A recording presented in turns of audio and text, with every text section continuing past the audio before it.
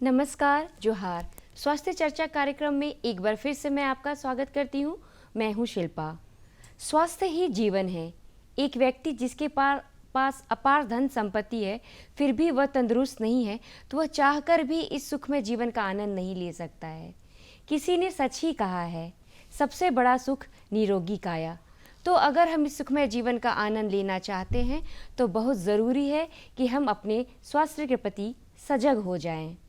हमारा यह कार्यक्रम इन्हीं बातों को ध्यान में रखते हुए आप लोगों तक स्वास्थ्य संबंधी सभी जानकारियों को पहुंचाता है। हमारा जो यह शरीर है वह छोटी छोटी ऑर्गन से मिलके बना है, जिसमें अक्सर और सारे समय रक्त का संचार होता रहता है। अगर यही रक्त की कमी अगर हमारे शरीर में हो जाए तो हमारे जो ऑर्गन्स हैं वो सही तरीके से काम नहीं करते हैं, जिसके कारण अनेक तरह की बीमारियां उत्पन्न होती हैं। तो आज हम बात करेंगे एनीमिया की, जो एक बीमारी है जिसे हम साधारण भाषा में खून की कमी कहते हैं। तो यह बीमारी है क्या, इसके क्या कारण हैं, इनसे कैसे बचा जा सकता है, इन सभी बातों की जानकारी देने के लिए आज हमारे स्टूडियो में हमारे समक्ष उपस्थित हैं जाने माने विशेषज्ञ, यूनानी विशेषज्ञ डॉक्टर उसामा। सर, आपका बहुत बहुत स्वागत है। Thank you. सर, सबसे पहले तो मैं चाहूँगी कि आप हमारे दर्शकों को बताएं कि ये यूनानी चिकित्सा है क्या।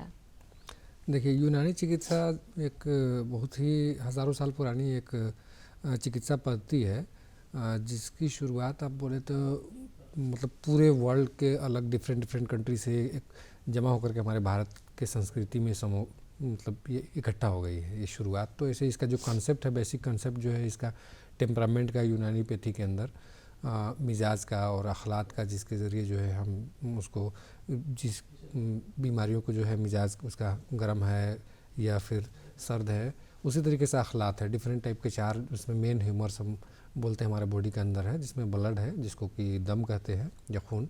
दूसरा जो है आपका फ्लेग्म या बलगम। तीसरा जो है आपका बाइल या सफरा, और चौथा जिसको सौदा या ब्लैक बाइल बोलते हैं। तो इनके चारों जो आपका बॉडी फ्लूइड है, इनके इक्विलिब्रियम बिल्कुल बैलेंस अगर है तो हमारी बॉडी बोलते हैं हेल्दी है। अगर इसमें कुछ गड़बड़ी होती है तो उसकी वजह से डिजीज होती है। उसी तरीके से टेम्परामेंट भी हमारा बैलेंस में होना चाहिए। बॉडी का जो है कि एज के अकॉर्डिंग होना चाहिए या सेक्स के अकॉर्डिंग, तो हमारे बॉडी का टेम्परामेंट। तो यही बेसिक कंसेप्ट है कि अखलात का और मिजाज का हमारा बॉडी का जो है अच्छा, ये कि हेल्दी है या अनहेल्दी, फिर उसका अलग कंसेप्ट है पूरी पैथी के अंदर जो है। तो और इसमें जड़ी बूटियाँ मेनली जो है इलाज जो है जड़ी बूटियों से ही की जाती है। 80% जो है इसमें जो है हर्बल ओरिजिन की मेडिसिन है।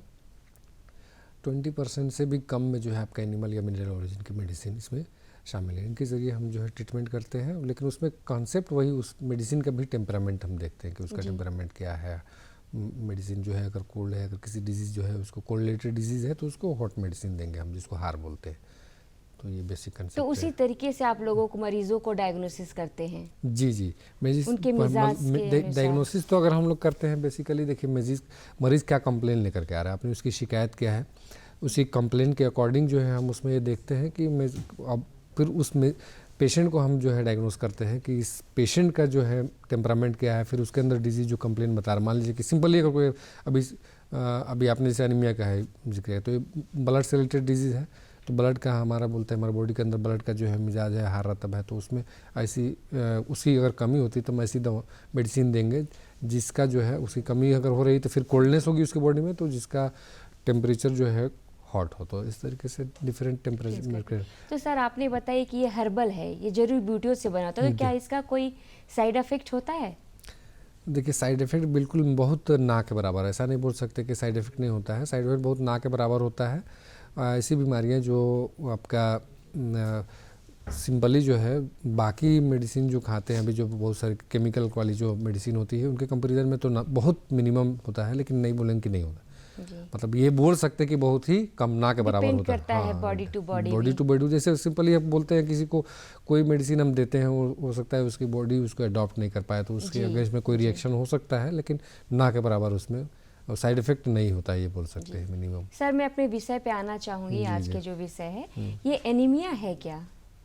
एनीमिया बेसिकली अगर सिंपली जैसे आपने अभी शुरुआत में ही जो है डिफाइन किया तो बताया अभी कि खून की कमी, सिंपली आम भाषा में अगर हम बोले पब्लिक के लिए, तो खून की कमी होगी तो किस वजह से कमी हो सकती है। चाहिए हमारे बॉडी के अंदर जैसे बहुत सारे ब्लड होते हैं, WBC, RBC, जिसको कुर्रियात सफ़रा, ये कुर्रियात हमरा और कुर्रियात बैज़ा बोलते हैं हमारे यूनानी टर्म में। इसमें जो आरबीसी होता है उसमें बेसिकली एक दो चीज़ें पाई जाती है जिसको बोलते आरबीसी यानी red blood cells, red blood है ना, सेल्स। या रेड ब्लड कॉर्परेशल्स भी बोलते हैं उसको। उसके अंदर हीमोग्लोबिन होता है। अगर हीमोग्लोबिन की क्वांटिटी बहुत ज़्यादा कम होता है, उसमें डिफरेंट टाइप के एनीमिया होते हैं। मान लीजिए कि ब्लड सेल्स हमारा जो एक्चुअली जो है आरबीसी होता है रेड ब्लड सेल्स, उसका साइज़ होता है 7.2 माइक्रोन का, जी। उसका डायमीटर, ठीक है। और उसका वो समझिए सिंपली अगर मैं बोलूँ तो जैसे कॉइन होता है, कॉइन की तरह उसकी शेप होती है। कॉइन भी एक स्पेसिफिक एग्जैक्ट नहीं बोल सकते, उसका आउटर एरिया थोड़ा सा थिक होता है और बीच में थोड़ा सा डेप्थ होती है, तो उसका जो कॉइन की तरह होता है। तो मैंने जो कॉइन का जो मैक्सिमम जो डायमीटर वो 7.2 माइक्रोन का होता है, या 7.4 तक, 7.2 से 7.45 तक भी रहता है। अगर मान लीजिए किसी को उसकी साइज़ में कमी हो रही तो भी एनीमिया हो सकता है, खून की कमी हो सकती है, उसकी वजह से उसको बोलते हैं माइक्रोसिटिक एनीमिया। किसी को उसका साइज़ बड़ा हो जाता है, उसकी वजह से भी खून की कमी के उसमें होता है, उसको बोलते हैं मैक्रोसिटिक एनीमिया, यानी कि उसका साइज़ बड़ा हो गया है, ठीक है। इसी तरीके से कभी कभी उसका शेप ही चेंज हो जाता है। जैसे मान लीजिए कि एक थैलेसीमिया है, सिकिल सेल एनीमिया, जो कि सिकिल सेल एनीमिया खास करके ट्राइबल रीजन बहुत ज़्यादा पाता है, हमारे झारखंड में बहुत मिलता है सिकिल सेल में, बहुत ज़्यादा मैंने देखा है केसेस यहाँ पर भी सिकिल सेल एनीमिया के। तो इसमें हमारा बेसिकली ये शेप की वजह से हो गया। ये कभी कभी क्या होता है कि हीमोग्लोबिन जो बोल रहे हैं, तो हीम का पार्ट जो आयरन है, आयरन की कमी से, ग्लोबिन जिसको बोलते हैं प्रोटीन अमाइनो एसिड से मिला हुआ है, तो अमाइनो एसिड यानी प्रोटीन की कमी से भी हो सकता है। कभी कभी बेसिकली क्या होता है, हम समझते हैं कि आयरन की कमी से ही खून की कमी हो रही है, तो ऐसा सिर्फ आयरन की कमी से नहीं हो सकता है। आयरन के साथ में प्रोटीन की भी कमी होगी, आयरन की भी कमी हो रही है, प्रोटीन की भी कमी हो रही है, कैल्शियम की भी कमी हो रही है, विटामिन की भी कमी हो रही है। तो एज ए होल इन सारी चीज़ों की कमी होती है तो खून की कमी होने लगेगी। लेकिन हम बेसिकली खून बोलते हैं कि चूँकि हीमोग्लोबिन का काम क्या है कि ऑक्सीजन का ट्रांसफ्यूजन करना मेनली, ये ऑक्सीजन पूरे बॉडी को सप्लाई करना। हम जो लंग्स में सांस ले रहे हैं वो कार्बन डाइऑक्साइड एक्सपेल आउट कर रहे हैं और इनहेल कर रहे हैं ऑक्सीजन को, तो ऑक्सीजन वही ब्लड जो है आरबीसी सेल्स उसको कैरी करके पूरे बॉडी को सप्लाई करते हैं और जो है हीट प्रोवाइड करते हैं, जो भी उसका न्यूट्रिशन ऑक्सीजन प्रोवाइड करते हैं उसके हेल्दी लाइफ के लिए, हेल्दी सेल को रखने के लिए, तो उसके लिए बेसिकली वो यूज़ होता है। सर आपने झारखंड के ट्राइबल की बात की, जो उसमें ब्लड सेल्स के जो शेप चेंज होते हैं, तो क्या रीज़न है ये ट्राइबल्स में इतने ज़्यादा होने का? अच्छा, ट्राइबल में ये एक्चुअली ट्राइबल में ये जेनेटिक डिजीज़ है, जो सिकल सेल एनीमिया जो होती है ना, खून की कमी जो है, बाकी बीमारी खान पान की कमी से हो सकता है, लेकिन सिकल सेल एनीमिया या थैलेसीमिया जो है वो जेनेटिक होती है। और अगर मान लीजिए किसी के मदर फादर को है ये, तो खास करके ट्राइबल, हाँ, तो पैदाइशी तौर पर जो है बाई बर्थ होता है वो, लेकिन वो उसका जो है उसमें भी दो तरह के होता है, टाइटर होता है एक, और ये सो टाइटर मतलब डिफरेंट, एक तो सिर्फ कैरियर होता है, मतलब उसको चांसेस हैं कि वो, है ना।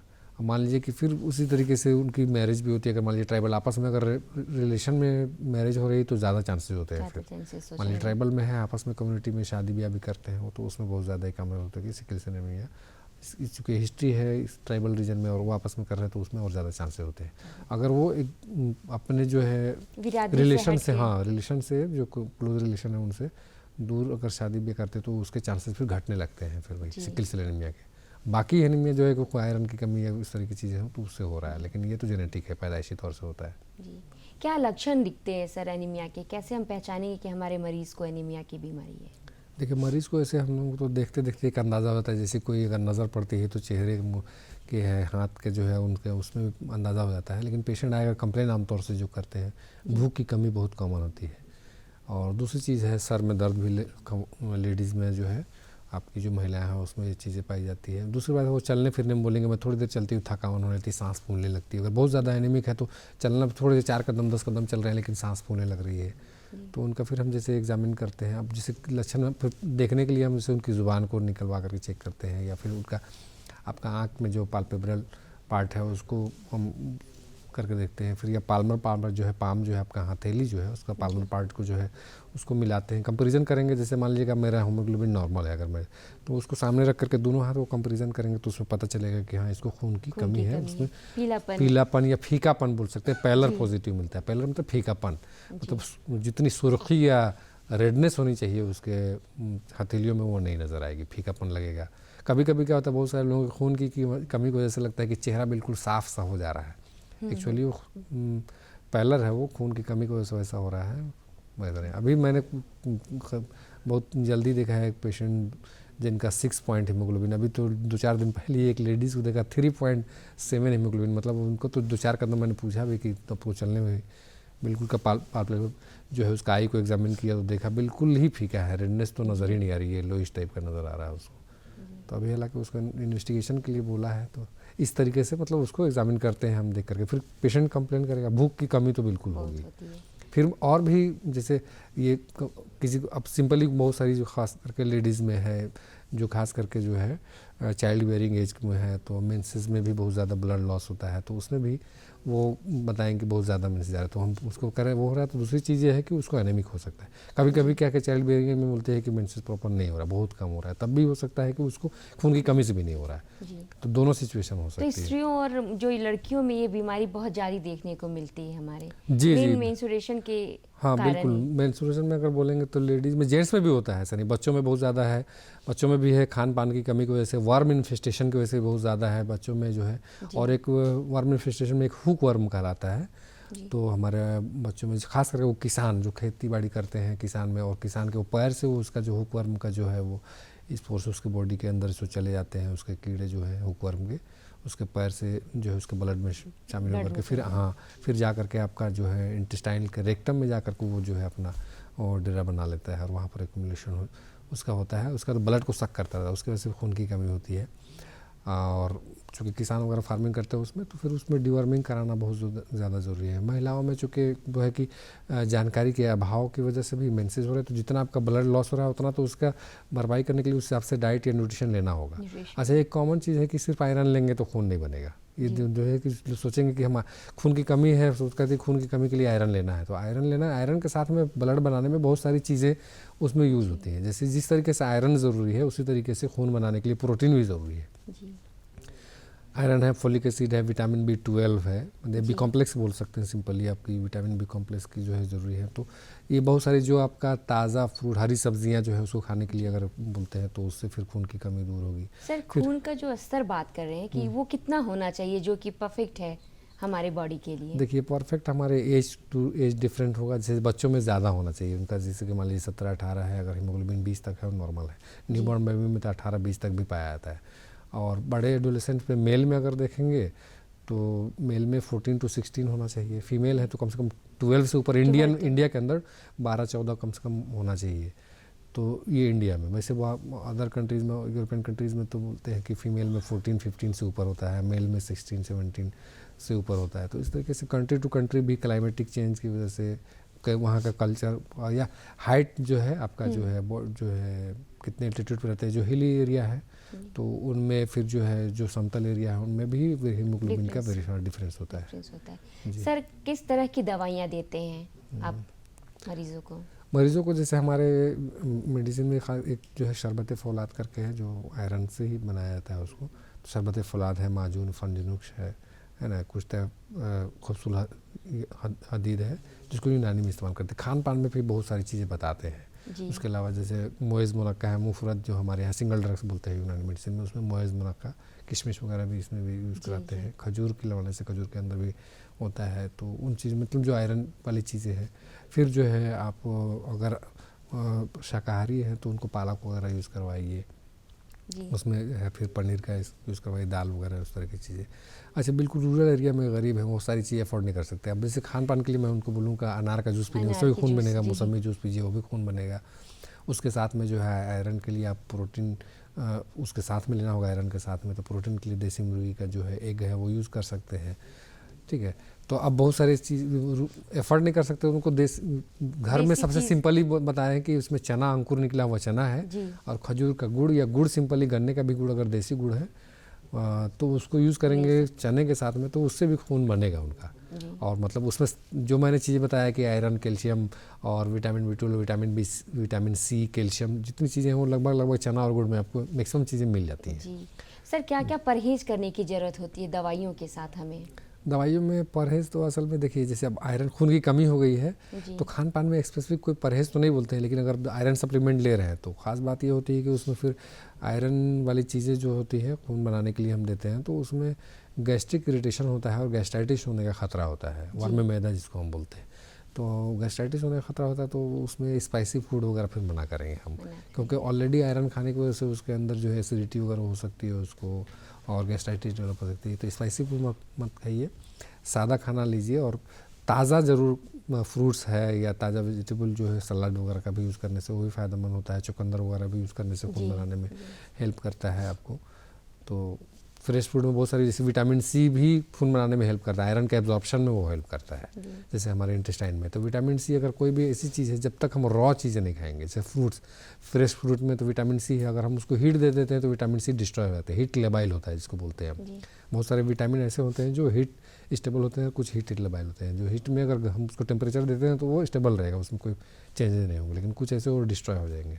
तो विटामिन सी जो है, हम तो आयरन सप्लीमेंट या इस तरह के खान पान की चीज़ें बता रहे हैं। जी। और अगर मान लीजिए कि आप सिर्फ हर चीज़ को पका करके ही इस्तेमाल करते हैं, तो यूज़ करेंगे, तो उसमें क्या होगा कि आपको विटामिन सी नहीं मिल पाएगा प्रॉपरली, तो भी खून की कमी हो सकती है, आयरन प्रॉपर एब्जॉर्ब नहीं होगा उसमें। सर, पुरुषों की बात करें तो वो मद्यपान वगैरह ज़्यादा सेवन करते हैं, तो कितना हानिकारक है इस बीमारी में? देखिए, अगर कोई इस तरह का जो है नशा वाली चीज़ यूज़ करते हैं, खास करके अल्कोहलिक, तो वो लीवर को अफेक्ट करता है। और खून बनाने में एक्चुअली हमारे बोन मैरो काम करते हैं, लेकिन कहीं न कहीं लीवर भी उसमें हेल्प करता है। तो इफेक्ट होता है, तो ब्लड में उसमें भी इफेक्ट होता है। दूसरी चीज़ क्या है कि अगर मान लीजिए लीवर डैमेज होता है आपका, इस तरह के जो है नशा या इस तरह के मादक चीज़ें यूज़ करते हैं, तो उसमें क्या होगा कि लीवर में आपको अगर डैमेज होगा, सिरोसिस लीवर होता है एक तरह, तो लीवर डैमेज होने से मान लीजिए आपको जॉन्डिस वगैरह डेवलप होती है सिरोसिस लीवर की वजह से। तो उसमें क्या होगा कि लीवर डैमेज हो रहा है, तो खून जो है प्रोसेस, एक्चुअली हम लोग बोलते हैं कि आपका किचन है, बॉडी का किचन जो है ना लीवर है। जितनी भी चीज़ें एब्जॉर्ब हो रही हैं उसकी प्रोसेसिंग लीवर से शुरू होती है, समझिए, प्रोसेसिंग। तो प्रोसेसिंग में अगर लीवर अफेक्ट हो रहा है इस तरीके की चीज़ों से, तो कहीं ना कहीं ब्लड में भी कमी आएगी, या दूसरी और भी चेंजेस हो सकते हैं ब्लड में, सिर्फ खून की कमी के अलावा दूसरी चीज़ भी हो सकती है। गर्भवती महिलाओं में भी बहुत ज़्यादा देखा जाता है एनीमिया की बीमारी, तो उन्हें क्या परहेज करना चाहिए जिससे वो बच सके? देखिए, गर्भवती महिलाओं या नॉर्मली महिलाओं में चाइल्ड बियरिंग एज जो मैंने कहा है, चाइल्ड बियरिंग एज में तो एक तो होता है कि मंथली जो है मेंस्ट्रुएशन में ब्लड लॉस हो रहा है, तो उसकी वजह से खून की कमी हो रही है। फिर आपकी डिमांड बढ़ जाती है प्रेगनेंसी में, जैसे आप पहले सिर्फ आपको बॉडी की रिक्वायर्ड थी, अब समझ लीजिए कि जो है डबल बॉडी की रिक्वायरमेंट है।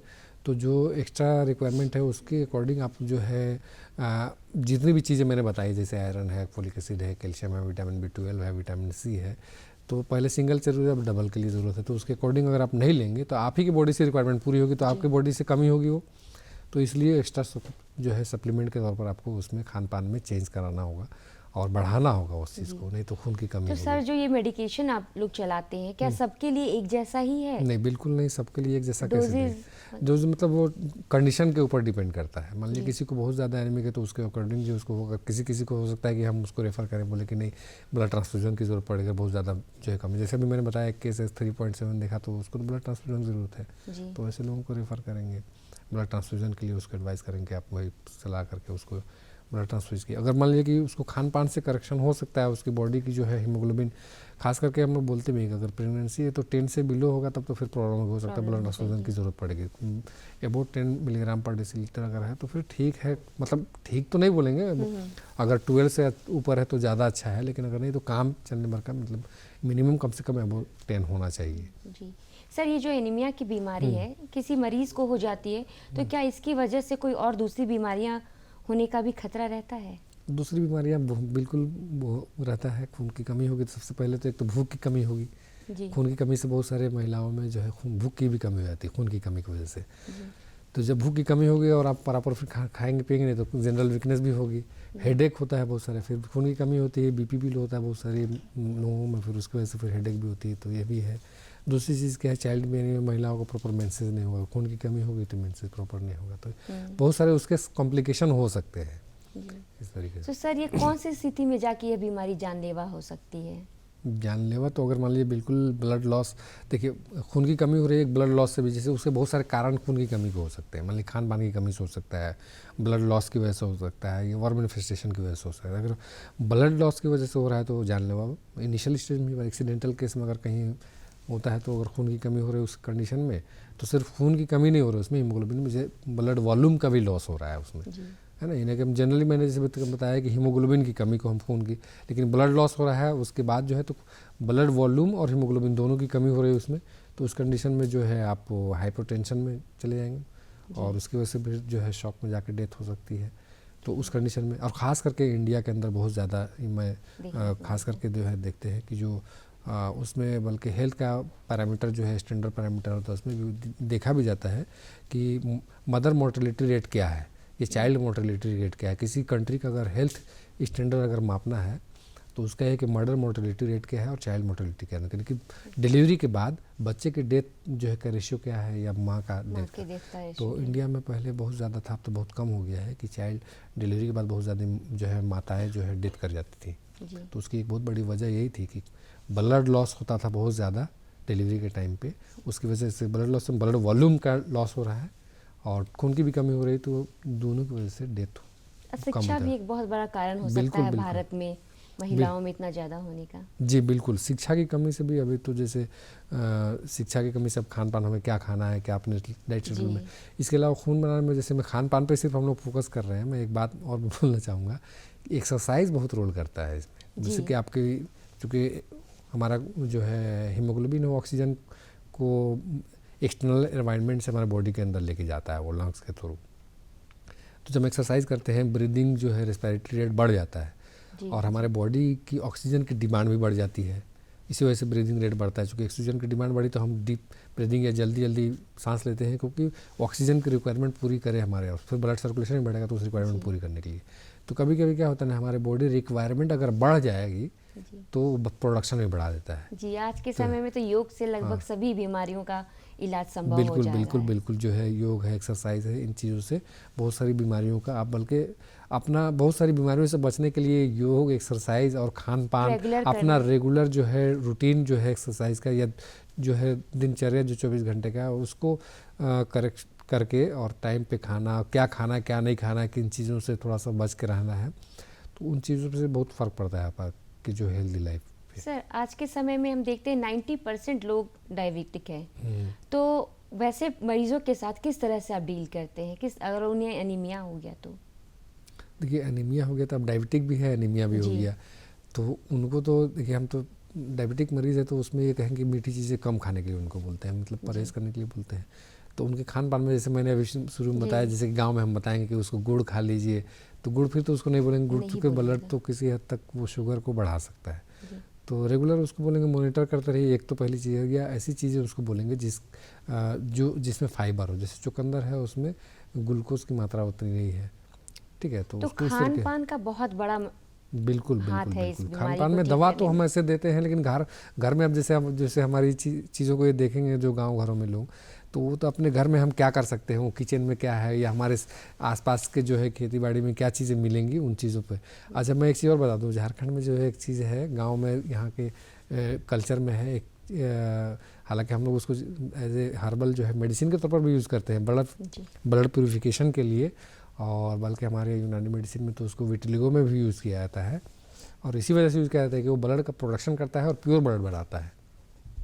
चाकोड़ बोलते हैं गांव में, चारकोल। जी हमारे यहाँ बल्कि उसको लोग जो है उसको ड्राई करके भी उसका साग करते हैं। उसका साइंटिफिक नेम है कैसिया फोरा, है ना, साइंटिफिक नेम हर्बल जो है उसका वो कैसिया फोरा है, और बहुत ज़्यादा वो देखते होंगे, आपने भी देखा होगा लेकिन शायद नहीं पहचान रहे होंगे, नहीं नाम नहीं सुना होगा, लेकिन बहुत अच्छी जानकारी दी, हमारे गांव के लोगों को आसानी से उपलब्ध होगी। हाँ, बल्कि गांव में यहाँ यूज़ भी करते हैं वो चाकोड़ का साग जो है उस तरीके से उसको, जी चाकोड़ साइंटिफिक नेम उसका कैसिया फोरा है। आप कहीं भी कैसिया फोरा अगर गूगल में डालिएगा तो देखेंगे, आपको समझ में आएगा। वो इसको यूज़ कर सकते हैं, वो भी खून बनाने में और ब्लड को प्यूरिफाई करने में हेल्प करता है। वो सिर्फ ऐसा नहीं कि ब्लड बनाता है, अच्छा ब्लड, साफ शुद्ध ब्लड बनाता है वो, तो उसमें है। बाकी ऐसे खान पान में जैसे साग है, पालक का साग जो हम लोग खाते हैं यूज़ करने के लिए ब्लड बनाने में बहुत ज़्यादा हेल्पफुल होता है वो भी। उसमें आयरन भी है, कैल्शियम भी है, और आपका जो है विटामिन बी कॉम्प्लेक्स की भी चीज़ें हैं, फोलिक एसिड वगैरह भी उसमें पाई जाती हैं, तो उसमें वो बहुत सारी चीज़ें हेल्प करती है। गांव के लिए एक चीज़ और मैं बता दूँ, मड़ुआ यहाँ पर एक होता है, आप सुना होगा आपने, रागी मड़ुआ, जी है, तो उसके अंदर कैल्शियम तो बहुत ज़्यादा होता है, हड्डियों के दर्द वर्द में भी फ़ायदा करता है, खून बनाने में बहुत मदद करता है। उसके अंदर चूँकि वैसे रिचेस्ट सोर्स है हर्बल ओरिजिन में, उसके अंदर कैल्शियम होता है सबसे ज़्यादा, लेकिन उसमें आयरन भी होता है अच्छा खासा क्वान्टिटी में। तो कैल्शियम भी हमारे ब्लड बनाने के लिए चाहिए, आयरन भी चाहिए, तो दोनों चीज़ें उसमें मिलती है। हालांकि बहुत सारे पेशेंट को मैं पेन में खास करके उसको बोलता भी हूँ गांव देहात में, जो पेशेंट मिलते हैं कि मड़ुआ का रोटी इस्तेमाल कीजिए, उसको खाइए, उसकी चीज़ें डिफरेंट डिशेज बना करके यूज़ कीजिए। आपको वो दवा के तौर पर भी, ऐसे डिश तो है ही, साथ में उसका न्यूट्रिशन प्रोवाइड करेगा, साथ में दवा के तौर पर भी काम करेगा। वैसे खून बनाने में भी वो हेल्पफुल होता है। जी सर, मैं जानना चाहूँगी, एक मरीज जो कि पहले से किसी एलोपैथ की दवाइयों को ले रहा है, वो के साथ में यूनानी दवाओं का सेवन कर सकता है? बिल्कुल कर सकता है, हम तो मना नहीं करते। हाँ, किसी को अगर कभी अगर कोई ऐसी दवा हो जो उससे रिएक्ट कर सकती है जी तो उसको देखते हैं, नहीं तो ऐसे मना जनरली हम नहीं करते हैं। हर्बल मेडिसिन, अब जैसे हर्बल मेडिसिन में आप बोले रोज़मर्रा की ज़िंदगी में जो आप चीज़ें खाते पीते हैं उन्हीं में से बहुत सारी चीज़ें हम दवा मेडिसिनली उसको यूज़ कराते हैं। तो आप एलोपैथिक मेडिसिन खा करके रोज़मर्रा की बाकी चीज़ें तो नहीं रुकते, तो उस तरीके से हाँ, अगर किसी से कोई रिएक्शन हो सकता है या कुछ हमें लगता है कि नहीं ये नहीं खाना चाहिए, सिंपली जैसे आपने कहा, मान लीजिए कोई आयरन सप्लीमेंट हर्बल ले रहा है एलोपैथिक, अब हम उसको बोलेंगे स्पाइसी फूड, हमारा उसको कोई पेट की भी शिकायत हो तो हम उसको तो बोलेंगे भैया पेट की शिकायत है, तो उसमें हमारे बहुत सारी मेडिसिन में स्पाइसेस डली होती हैं। तो स्पाइसी फूड मैंने कहा जैसे कि वो गैस्ट्राइटिस उसको हो सकता है, तो उसको बोलेंगे भैया इसमें तो नहीं खाना है। तो कंडीशन के ऊपर डिपेंड करता है कि उसको देना है या नहीं देना। सर, मैं जानना चाहूँगी कि हमारी सरकार की तरफ से इस बीमारी के रोकथाम के लिए कुछ कार्यक्रम या कुछ उपाय किए जा रहे हैं? देखिए, पहले तो ऐसे न्यूट्रिशन के लिए, कुपोषण के लिए हमारे भारत सरकार की तरफ से प्रोग्राम चल रहा था, लेकिन अभी जो हमारा टॉपिक है एनीमिया, इसके ऊपर भी भारत सरकार ने 2018 में लॉन्च किया है एनीमिया मुक्त भारत प्रोग्राम। ठीक है ना। तो एनीमिया मुक्त भारत जो है उस प्रोग्राम जिसमें सिर्फ, अब पहले आप जो है न्यूट्रिशन में भी बोला जाता हो कि खान पान में, तो उसमें कुछ आयरन वाली चीज़ या खून बनाने वाली चीज़ शामिल कर दी जाती थी, ऐड कर दिया जाता था कि उसको भी खान पान में करना है। लेकिन अब स्पेसिफिक भारत सरकार ने इस पर ध्यान दिया है और 2018 में लॉन्च किया है एनीमिया मुक्त भारत प्रोग्राम। तो उसमें जो है कि एनीमिया को कैसे हमारे भारत जो है वासियों से ख़त्म किया जाए, इसके लिए प्रोग्राम चल रहा है। बल्कि मैं इस प्रोग्राम में इंगेज भी, अभी मुझे बुलाया भी गया था उसमें, तो इस प्रोग्राम में भी जो है, तो ये प्रोग्राम चल रहा है, इसको कैसे ख़त्म करना है एनीमिया को इसमें। जी सर, मैं जानना चाहूँगी कि क्या ये जो विटामिन्स की दवाइयाँ आपके स्टोर में मिलती हैं, वो हम बिना परामर्श के ले सकते हैं? बिना परामर्श, देखिए कोई भी चीज़ तो बिना परामर्श के लेना अच्छी बात नहीं है। हो सकता है कि विटामिन मान लीजिए फ्री किया आपको बेनिफिशियल है, लेकिन ओवरडोज भी किसी चीज़ का है। सिंपली मैं बता रहा हूँ कि जैसे आप धूप में बैठते हैं विटामिन डी मिलता है, लेकिन विटामिन डी के ओवरडोज से भी आपको हेडेक हो सकता है। मतलब ऐसी कोई भी विटामिन है अननेसेसरी लेना या बिना परामर्श के लेना उचित नहीं है। सर, आपने हमारे दर्शकों को इतनी महत्वपूर्ण जानकारियाँ दी, इसके लिए बहुत बहुत धन्यवाद। Thank you ma'am. तो दर्शक, आपने देखा कि हमारे सर ने हमें बहुत सारी महत्वपूर्ण जानकारियाँ दी हैं। मैं आशा करती हूँ कि आप सभी इन बातों को ध्यान में रखते हुए जरूर लाभान्वित होंगे और स्वस्थ रहेंगे। अगले अंक में मैं नए विशेषज्ञ के साथ फिर से उपस्थित होंगी। तब तक के लिए धन्यवाद।